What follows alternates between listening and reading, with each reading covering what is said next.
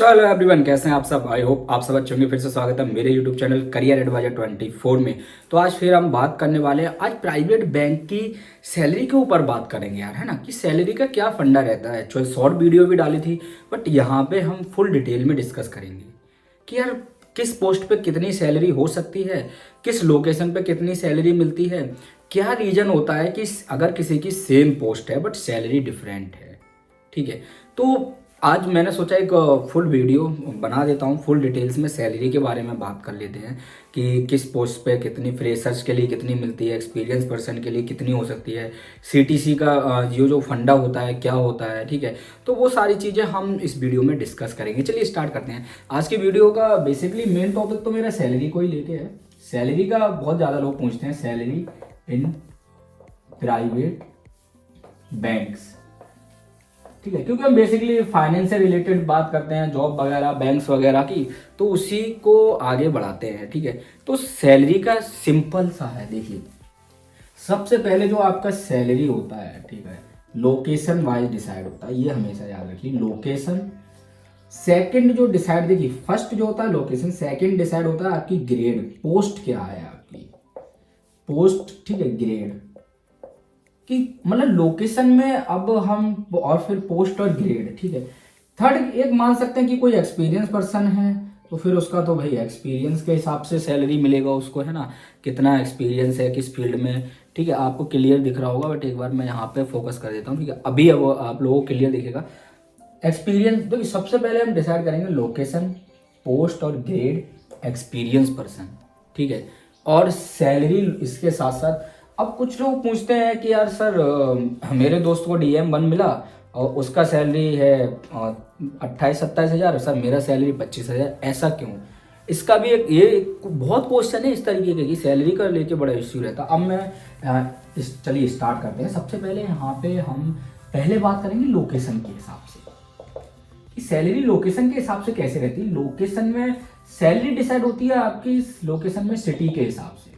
City को इन्होंने grade में बांट दिया है। अगर हम ग्रेड की बात करें, सिटी को इन्होंने ग्रेड दे दी है। अब यहाँ पे कॉलम बनाने, A ग्रेड सिटी हो गई, ठीक है, B ग्रेड सिटी हो गई, C और D। A ग्रेड सिटी में मेट्रो सिटीज जितनी होती हैं, मेट्रो सिटीज लाइक आपका दिल्ली NCR, ठीक है, दिल्ली NCR हो गया, मुंबई हो गया, चेन्नई हो गया, हैदराबाद, बेंगलोर, इस तरीके के, इंदौर, इस तरीके जो मेट्रो सिटीज होती हैं। बट मेट्रो सिटी और बड़ी सिटीज, ऐसा नहीं है छोटी मेट्रो सिटीज नहीं, बड़ी सिटीज, क्योंकि आजकल तो देखिए मेट्रो लखनऊ में, कानपुर में, बहुत सारी जगह मेट्रोज अब पहुंच चुकी हैं, है ना। तो बट यहाँ पे सिटीज की जो हम बात कर रहे हैं, A ग्रेड में जो बड़ी सिटीज होती हैं, जैसे दिल्ली, मुंबई हो गया, मुंबई, है ना, जो फेमस हैं ऑलरेडी, उनको A ग्रेड में डालते हैं। अब जो सैलरी डिस्कस होती है वो A ग्रेड के हिसाब से सैलरी रहती है ज़्यादा। अगर हम बात करेंगे आपकी, यहाँ पे अगर हम बात करें आपकी पोस्ट है DM1 और आपका दिल्ली में हुआ, तो आपकी सैलरी रह सकती है, ठीक है, यहाँ पे आपकी सैलरी हो सकती है स्टार्टिंग सैलरी 25 के, मतलब 25 हज़ार इन हैंड। तो ओवरऑल CTC आपका जो होगा, ठीक है, वो 30-31 के आसपास होगा, 31 के आसपास CTC होगा। बट PF वगैरह होता है, PF हो गया, एक दो फंड और भी आजकल, EPS भी कटता है, पेंशन सर्विस वाला। तो और बाकी एक दो चीज़ और भी अगर जैसे देखते हैं आप, बोनस वगैरह का कुछ वो कटता है, तो मतलब मिला के 25 के या 25 प्लस इन हैंड आ जाती है DM1। लेकिन वो कब, मेट्रो सिटीज़ में, लाइक आपका दिल्ली वगैरह में। तो इस तरीके से अब B ग्रेड की सिटीज़ की हम बात करें, 4 कॉलम बना ही लेते हैं, ठीक है, ग्रेड वाइज जब सिटी को लेके चल रहे हैं। तो अब B ग्रेड की सिटीज़ में क्या होता है, मेट्रो सिटीज़ हैं, मेट्रो तो है वहाँ पे, जैसे B ग्रेड में, जैसे एग्जाम्पल के B ग्रेड में वो आते हैं, मेट्रो सिटीज़ तो हैं। मेट्रो सिटीज में अगर स्टेट की फेमस जो है डिस्ट्रिक्ट हैं, स्टेट के डिस्ट्रिक्ट जो है ना वो फेमस हैं, लाइक अपना, अगर मैं यूपी की बात करूं तो यूपी में नोएडा, वैसे तो दिल्ली NCR में ही आता है नोएडा, लेकिन उसके बाद लखनऊ हो गया, ठीक है, उसके बाद कानपुर हो गया। यहाँ मेट्रोज भी हैं, और जहाँ मेट्रोज नहीं है, जैसे कि अब बरेली हो गया, बहुत बड़ा है, प्रयागराज हो गया, बहुत बड़ा है, ठीक है। और आपके यूपी में ऐसे उत्तराखंड में देहरादून हो गया, बहुत फेमस है, बड़ा है भाई, राजधानी है उत्तराखंड की, ठीक है। और आप चले जाइए गुजरात में और किसी भी स्टेट में इंडिया के, लेकिन वो फेमस प्लेस है स्टेट के हिसाब से, वो डिस्ट्रिक्ट फेमस है, बड़ा डिस्ट्रिक्ट है, वो बी ग्रेड में डाले जाते हैं मोस्टली, बी ग्रेड में। ए ग्रेड में तो फेमस सिटीज, फेमस एरिया जैसे दिल्ली, मुंबई, चेन्नई, बेंगलोर, ये सब तो बी ग्रेड में। अब इसमें सैलरी डिसाइड कैसे, इसमें सैलरी का ज़्यादा से देखो फर्क कितना आता है। अगर हम एक कॉलम में बात करें तो सैलरी का फर्क 2000 से लेकर 3000 के बीच में रहता है 22, ठीक है, इतना फर्क रहता है। हाँ कभी कभी सैलरी का फर्क होता है तो यार 4000 भी आ जाता है, ठीक है, वो मैं बताऊंगा कैसे अभी जी। अब सी ग्रेड में होते हैं प्लेस। अब तक हमने बात करी मेट्रो सिटीज़ में, बड़ी सिटीज़ की फेमस प्लेस, जो स्टेट में फेमस होते हैं, बड़े बड़े डिस्ट्रिक्ट होते हैं, उनकी हमने बात की अब तक, बड़ी बड़ी सिटीज़ की बात की। अब सी ग्रेड में क्या डाला जाता है, सी ग्रेड में आपके डाले जाते हैं मार्केट्स की हम बात करें तो जैसे कि यार अब लखनऊ में कोई फेमस मार्केट होगा या लखनऊ से हटके कोई फेमस जगह होगी। अब लखनऊ तो बहुत बड़ा हो गया ना, नोएडा बहुत बड़ा हो गया, बट वहाँ पे जैसे नोएडा सेक्टर 18, नोएडा सेक्टर 16 बहुत बड़े हैं, ठीक है, आते नोएडा के अंदर है, लेकिन वो एक अलग सेक्टर हो गया ना, बहुत बड़े फेमस है अपने आप में। इस तरीके से जो बड़ी जगह जैसे डिस्ट्रिक्ट के अंदर की बड़ी जगह होती हैं, बड़े एरियाज होते हैं, जैसे कि मैं बदायूं डिस्ट्रिक्ट से बिलोंग करता हूँ तो मैं उझानी सिटी से हूँ, उझानी सिटी है वो, ठीक है, तो वो बहुत बड़ी है, वहाँ सारी बैंक है मोस्टली, ठीक है, जितनी प्राइवेट गवर्नमेंट बैंक है मोस्टली वहाँ पे सारी बैंक है, वो फेमस सिटी है उस डिस्ट्रिक्ट के लिए, उसको सी कैटेगरी में डालते हैं, जिसको हम बोल सकते हैं रूरल एरियाज बोल लीजिए, वैसे वो बड़ी सिटीज होती हैं। तो इनकी सैलरी का डिफरेंट आता है बेसिकली 2000 के आसपास या 3000 मान लीजिए, 4000 का मैं बताऊंगा क्या फंडा रहता है, ठीक है, ये मान लिया। अब डी में क्या हो गया, डी में हो गया कि सिटीज के आसपास जैसे बड़े और भी जैसे गांव हो गए, गांव में चले जाइए, बहुत बड़े बड़े गांव होते हैं, ऐसा नहीं है कि यार कि सिर्फ कुछ गांव छोटे, नहीं, कुछ गांव ऐसे हैं बहुत बड़े बड़े गांव हैं। जैसे कि अब मैं आपको क्या एग्जांपल दूं गांव की, जैसे हमारे डिस्ट्रिक्ट में गांव है अब्दुल्लागंज, बहुत बड़ा है गांव है, लेकिन वहाँ पे 3-4 बैंक्स हैं, ठीक है, सर्व यूपी ग्रामीण बैंक हो गया, 1-2 बैंक और हैं। तो इस तरीके से बहुत सारे गांव हैं जो बहुत बड़े हैं, उनको क्या डालते हैं ना, उनको डालते हैं जो विलेज एरिया वाले होते हैं। जैसे विलेज एरिया में बड़ी फेमस हो गई, बड़े गांव हो गए जहाँ पे ब्रांच होती है, जहाँ पब्लिक ज़्यादा, पॉपुलेशन ज़्यादा, उनको डी कैटेगरी में डालते हैं, तो इसकी सैलरी का फंडा अलग रहता है। अब ये तो हो गया आपको कि यार हाँ कि सर ए कैटेगरी में समझ आ गया, बी में समझ आ गया, तो सैलरी जो होती है इसी के हिसाब से डिसाइड होती है, ठीक है, क्योंकि उनको पता है यार ए कैटेगरी में हम दे रहे हैं उसको, ए कैटेगरी की सिटी दे रहे हैं तो उसका खर्चा भी ज़्यादा होगा, रूम महंगा मिलेगा, एक्सपेंस ज़्यादा होंगे, तो उसकी सैलरी ज़्यादा। बी कैटेगरी में सस्ता रूम मिल जाएगा, थोड़ा एक्सपेंस कम होंगे। सी कैटेगरी में और भी सस्ता होगा, ठीक है, एक्सपेंस बहुत कम होंगे, और विलेज मतलब गांव के एरिया में और भी सस्ता होगा, एक्सपेंस कम होगा। उस हिसाब से वो सैलरी को डिसाइड करते हैं जो एचआर डिपार्टमेंट होता है, ठीक है। अब आगे बढ़ते हैं, ठीक है, और एक बार मैं अपना डस्टर उठा लेता हूँ। तो अगर जैसे ये तो हमने सिटीज वाइज कर ली कि डिफरेंट 2-3 हज़ार का आ जाता है, ठीक है। अब आगे बढ़ते हैं, बाद में मैं आपको एक और अच्छी सी चीज़ बताने वाला हूँ इसी में। मैं सब वीडियो बहुत लंबी हो जाती है कभी कभी यार, मैं सोचता तो हूँ शॉर्ट में वीडियो बनाऊँ, बट पॉसिबल ही नहीं होता, क्योंकि ये ऐसी ऐसी वो है ना वीडियो इन्फॉर्मेशन है जो शॉर्ट में हम समझा ही नहीं सकते, ठीक है। तो अब मैंने पोस्ट ग्रेड की भी बात की थी यहाँ पे कि पोस्ट आपकी senior officer SO, AM1, AM2, DM1, DM2। अब सिटीज़ के हिसाब से हम बात करें, जैसे SO की अगर हम ए सिटीज़ की बात करें तो ए सिटी की अगर हम बात करें तो 18,000 के आसपास रहती है, बी की बात करें तो 16,000 के आसपास रहती है, और वहीं पे सी की बात करें तो ज़्यादा डिफरेंट नहीं, 15 के आसपास है, और डी की बात करें तो कभी कभी आप देखते हैं 14,000 में किसी को सैलरी मिल रही है गाँव जैसे एरिया में, जो कि बैंक में है, ये ध्यान। अब AM की बात करें तो AM का भी वही रहता है 21,000 के आसपास इन हैंड, ए सिटी में 21 या 22, ठीक है।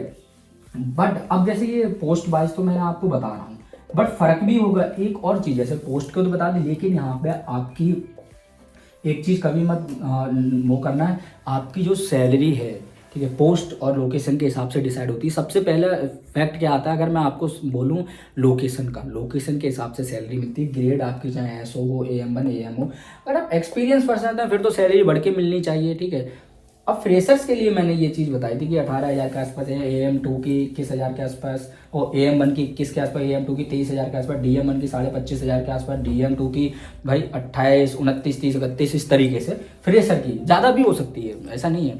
ठीक है, अब यहाँ पे एक चीज़ और, आपकी एजुकेशन के हिसाब से, स्टडी के हिसाब से भी डिसाइड होती है कि आपने डिग्री क्या की है। ठीक है, डिग्री इंपॉर्टेंट है। अब जैसे कोई बैचलर करके आया, कोई मास्टर करके आया, अब मास्टर करके आप बैचलर करके आए सीनियर ऑफिसर बनेंगे, मास्टर करके आए तो AM1 या फिर DM1 बनेंगे। डिसाइड करेगा आपका ये कॉलेज का रैंक क्या है, DM1। ठीक है, तो यहाँ भी सैलरी अब डिफरेंट हो जाती है कॉलेज के हिसाब से, डिग्रीज के हिसाब से। ठीक है, तो डिग्री भी मैटर करती है। अब जैसे किसी को 2 साल का एक्सपीरियंस है, बस उसने बैचलर किया है और उसको ग्रेड मिला DM1, तो उसका सैलरी बेसिकली कम ही रहेगा, क्योंकि उसका यहाँ पे सिर्फ एक्सपीरियंस ही नहीं, डिग्री भी मैटर की गई है। अब जैसे किसी ने एक एग्जांपल ले लेते हैं, जैसे किसी ने किया है BBA और किसी ने किया है MBA। ये 2 साल का एक्सपीरियंस लेके आया, ये भी 2 साल का एक्सपीरियंस लेके आया, इसको DM1 पोस्ट मिली, इसकी सैलरी ज़्यादा से ज़्यादा होगी 28, 30, 31 के आसपास मान लो यार। ठीक है, 32 मान लो, 32 के मान लो। ठीक है, अब फर्क है, MBA जो करके आया 2 साल का एक्सपीरियंस, उसको DM2 मिलेगा मोस्टली, मैं बता रहा हूँ, पर कॉलेज का रैंक क्या उस हिसाब से भी थोड़ा ध्यान में रखना है। DM2 मिलेगा तो इसकी सैलरी होगी कम से कम 38 के आसपास, ज़्यादा हो सकती है, थोड़ी बहुत कम भी हो सकती है। ये मैं एक एवरेज बता देता हूँ कि यार हाँ इतना हो सकता है। तो सैलरी का फंडा आपको समझ आया, लोकेशन, आपका पोस्ट और ग्रेड के हिसाब से एक्सपीरियंस, देन उसके साथ साथ आपका डिग्री भी मैटर करता है। एक्सपीरियंस कितना भी हो, डिग्री कौन से, आपने बैचलर से आ रहे हो बैंक में, मास्टर से आ रहे हो, वो भी मैटर करेगा, उसको भी आपको ध्यान में रखना है। ठीक है, तो और फ्रेशर्स के लिए मैं एक चीज़ और हिंट देना चाहूँगा यहाँ पे। मैं देखता हूँ कि बहुत मुझे मैसेज करते हैं, सर सैलरी बहुत कम है ये वो। तो जो फ्रेशर्स है, जो करियर स्टार्ट करना है ना, उनको सैलरी के पीछे कभी नहीं भागना है। ठीक है, आप कम से कम एंटर कीजिए, अपॉर्चुनिटी लीजिए, एक्सपीरियंस लीजिए 1 साल आप, और स्विच मारिए, फिर देखिए आपकी सैलरी में 15 से 20% का हाइक होगा। ठीक है, कम से कम 15% तो होगा ना 1 साल बाद। तो कभी भी जो फ्रेशर्स हैं उनके लिए मैं बेसिकली बोलना चाहूँगा, जिनका कोर्स कंप्लीट होगा, जिनकी डिग्री कंप्लीट होगी, कभी भी आप पहले सैलरी के पीछे मत भागो। आप फंडा समझो, फैक्ट समझो। आप पहले एक जॉब लेनी है, आपको 1 साल के आसपास एक्सपीरियंस निकालना है, स्विच करो, MNCs में जाओ, FMCG में जाओ, बड़े बड़े और भी सेक्टर हैं, फाइनेंस के सेक्टर हैं, उनमें जाओ। ठीक है, बट पहले एक्सपीरियंस 1 साल, सैलरी मत देखो। अब कोई फ्रेशर है BBA करके या BCom बैचलर डिग्री करके आ रहा है, 15,000 17,000 सैलरी मिल रही, ले लो, कोई बात नहीं है कि आपका 10,000 खर्चा हो गया, 4-5 हज़ार बचा लोगे, 2,000 भी बचा रहे हो ना मंथली, कोई दिक्कत नहीं है। बट जो आपका एक्सपीरियंस आपको मिल रहा है ना, वो एक्सपीरियंस आपको बहुत आगे ले जाएगा। वो एक्सपीरियंस आपको एक टाइम 25-30 हज़ार, 40,000, 50,000 सैलरी दिलवा के रहेगा। तो आपको कभी भी जो फ्रेशर है उनको पीछे, सैलरी के पीछे मत भागिए, पहले जॉब लीजिए। बट जो एक्सपीरियंस पर्सन है उनको कहना चाहूँगा कि हाँ, सैलरी मैटर करती है अगर आप एक्सपीरियंस हैं तो। अगर आप 1 साल का एक्सपीरियंस है और सेम उसी सैलरी पे दूसरी ऑर्गेनाइजेशन में जाना है, फिर तो बेकार है। एक्सपीरियंस के लिए सैलरी मैटर करेगा, बट जो फ्रेशर्स हैं वो सैलरी के पीछे मत भागिए, मैं ये बोलूँगा। जितना हो सके एक्सपीरियंस निकालिए, सैलरी खुद बढ़ेगी, पैसा आपके लिए काम करेगा, ऐसा अपने आप को बनाइए। स्किल्स को इम्प्रूव करना है, ऑर्गेनाइजेशन की आपको एक्सपीरियंस लेना है, कैसे काम करता है, और नए नए लोग मिलते हैं एक्सपीरियंस में, वो आपको हिंट देते हैं, बताते हैं कैसे स्विच करना होता है, कैसे क्या होता है। तो वो एक्सपीरियंस आपको लेना है, तब आप बहुत आगे बढ़ जाएंगे। तो बार बार सैलरी का जो लोग बोलते हैं, तो जो फ्रेशर्स हैं भाई लोग, इतना ध्यान रखिए कि आपको जो मिल रहा है उसको एक्सेप्ट कीजिए, आगे करियर को स्टार्ट कीजिए, फिर आपकी सैलरी खुद ब खुद अच्छी हो जाएगी। और जो एक्सपीरियंस पर्सन है वो सैलरी उनके लिए मैटर करती है, हाइक पे ही जाइएगा, 10 से 12-20% हाइक मिले तभी स्विच करिए, वरना मत करिए। ठीक है, क्योंकि एक्सपीरियंस के लिए सैलरी बहुत मैटर करती है। ठीक है, सिटीज़ के हिसाब से मैंने बताया, पोस्ट ग्रेड के हिसाब से बताया, या डिग्री के हिसाब से, 3 तरीके से सैलरी को आपको डिफाइन किया, चौथा एक्सपीरियंस बता दिया।